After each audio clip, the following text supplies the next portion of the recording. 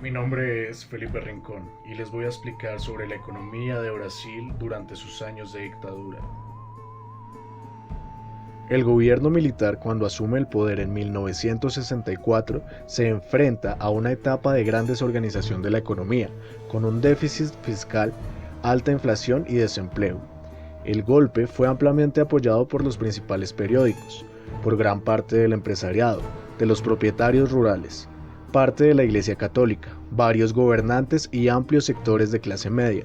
Estos medios de comunicación instalaron la idea de que Goulart llevaría a Brasil a un gobierno similar al de la Unión Soviética y la República Popular China, es decir, de tipo comunista, mientras se decía que lo que es bueno para los Estados Unidos es bueno para Brasil. Los propietarios de tierras y los empresarios también deseaban el control de la crisis económica. El temor de la izquierdización era compartido por Estados Unidos, hasta el punto de que el gobierno estadounidense ofreció apoyo logístico de su flota naval en el Océano Atlántico para auxiliar a los golpistas en caso de que se precipitase una resistencia armada de Goulart o sus aliados contra el golpe. La noticia del golpe fue recibida con alivio por el gobierno de Washington, satisfecho por saber que Brasil no seguiría el mismo camino de Cuba.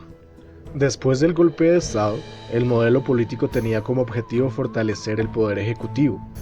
17 actos institucionales y alrededor de 1000 leyes se impusieron en la sociedad brasileña. Los viejos partidos políticos fueron cerrados y se adoptó el bipartidismo. La National Renewal Alliance Arena, que apoyó al gobierno, y el Movimiento Democrático Brasileño, o la MDB, que representa a los opositores, pero rodeado de estrechos límites de acción. Lo más grave que conllevó todo esto fue, por ejemplo, los servicios públicos, como la educación, fueron restringidos y sufrieron una evidente reducción de la inversión estatal. El desarrollo de la industria, por otro lado, se produjo a costa de un gran endeudamiento público. La deuda externa de Brasil se multiplicó por 30. Si el Producto Interno Bruto creció como nunca antes, la represión limitó el poder de negociación de los sindicatos y los salarios de los trabajadores se hundieron durante 2 décadas de ajustes por debajo de la inflación. Las propias instituciones del Estado como la Policía Federal, la Fiscalía y los tribunales sufrieron grandes limitaciones en sus tareas durante ese periodo. Los mecanismos de inspección o no existían o estaban amordazados. La prensa, la oposición política, el parlamento. Los militares lograron resultados muy positivos desde el punto de vista económico durante la primera mitad del régimen. Lograron controlar inicialmente la inflación, aumentaron la productividad, modernizaron la maquinaria pública y el parque industrial y fortalecieron el Estado.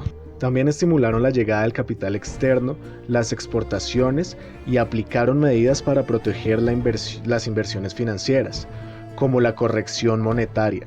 También aplicaron reformas financieras y fiscales.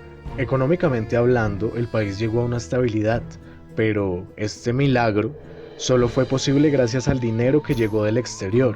Fue una época de alto endeudamiento. El capital foráneo llegó a Brasil tanto a través de las multinacionales que llegaron en el país en un ambiente más favorable, como por la obtención de créditos de instituciones internacionales. Aún así, la factura por el milagro económico no fue pequeña.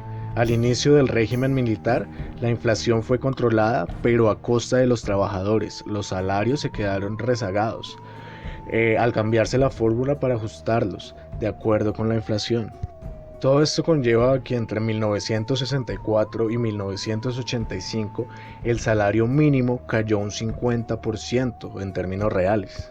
Este ajuste de los salarios se produjo en parte como resultado de la intervención de los militares en los sindicatos, reduciendo el poder de negociación de los trabajadores. Muchas de estas asociaciones fueron desmanteladas y varios de sus líderes fueron arrestados o sustituidos por partidarios del gobierno. La trayectoria de crecimiento del PIB de Brasil comenzó a cambiar en 1973. Durante el embargo realizado por los países árabes exportadores de petróleo en contra de los países considerados como aliados de Israel. El precio del barril del petróleo se cuadriplicó, lo que afectó a países importadores como Brasil. El crédito internacional se volvió escaso repentinamente, por lo que la economía brasileña comenzó a enfrentar dificultades. La renegociación de la deuda externa tuvo que hacerse a tasas de interés más altas. Aún con todo esto, los militares decidieron no renunciar al modelo económico. Afirmaban que el país debía seguir creciendo a cualquier costo. La opción fue seguir incrementando la deuda. En 1979, cuando se produjo una nueva crisis del petróleo, tras el triunfo de la revolución iraní, la economía de Brasil sufrió otro golpe, pero las políticas económicas se mantuvieron. Después de un tiempo, en 1982, aún bajo el régimen militar, Brasil cayó en bancarrota. Comenzó la crisis de la deuda, en lo que se conoció como la década perdida, que puso fin al modelo fuerte de crecimiento del país sobre la base del endeudamiento externo y de la aplicación de políticas de desarrollo como la sustitución de importaciones.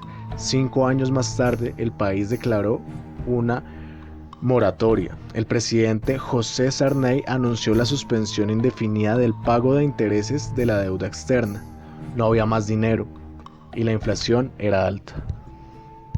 En este escenario, ahora sí, los militares se despidieron del mando, básicamente. Dejaron una cuenta pendiente muy alta para la democracia, que se conoció como la herencia maldita. En los años 1990 se inició con la caída de la Unión Soviética y el afianzamiento del neoliberalismo a escala mundial. El presidente de Brasil, Fernando Collor de Mello, intentó liderar con el Congreso del país a una nueva etapa de estabilidad y modernización. Durante su breve gestión, el gobierno avanzó en la privatización de las empresas del Estado, la liberación de los controles de cambios, la reducción del déficit fiscal, la supresión de órganos gubernamentales, la eliminación de subsidios y el despido masivo de empleados de la función pública federal. A partir de 1992, Brasil volvió a recibir capitales externos, que le permitieron recomponer sus niveles de reservas, y en junio de 1993 se puso en marcha el Plan Real, que en su primera etapa profundizó los procesos de apertura a la comercialización y privatizaciones con el fin de equilibrar las cuentas del gobierno y reducir la inflación. La reactivación económica se produjo principalmente entre 1993 y 1995, ya que la reducción de la inflación llevó a una revalorización real de los salarios, lo cual se sumó al aumento del crédito interno del consumo. La dictadura militar en Brasil entonces comienza con el golpe de Estado que se llevó a cabo el día 31 de marzo de 1964, que derrocó al gobierno democrático del presidente João Goulart e instauró una dictadura militar encabezada por Humberto de Alencar Casleto Branco, y finalizado con la victoria electoral del movimiento democrático brasileño, asumiendo